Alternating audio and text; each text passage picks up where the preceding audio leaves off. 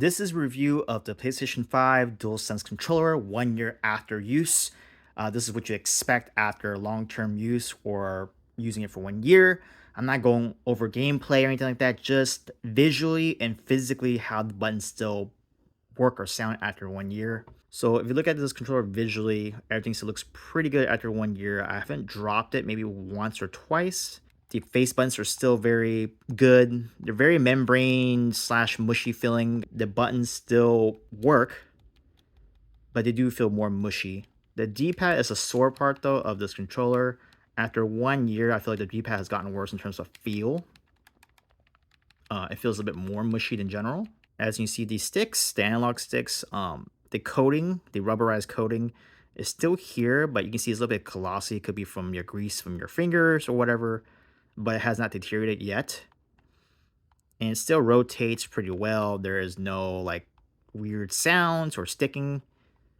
And as you see, the ports are still good. And as you see right here on the top side, the triggers R1, R2, L1, R2 still work as intended. Sensitivity is still there. It just hasn't gotten looser or tighter in terms of button pressing. And here you can see the USB-C port. There is some scuffing right here. It's not bent, but over time, pulling in the USB in and out will kind of like scuff up the port side, as you can see, but it still works pretty well. Touchpad still works. It sounds a little bit more tinny, like more hollow as time went on. I'm not sure because the controller got loose or this part got loose because of me dropping the controller once or twice. But on the shell of the body, yes, you can see some dirt. It's not the most perfectly clean controller, but the material's still there. It still works pretty well. After dropping it, there's like no really visible things or anything that's like heavy scuffing. And you can see all the imprints from the grips is still here.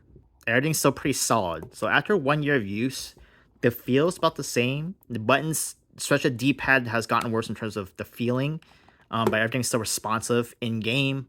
Visually, still looks really good.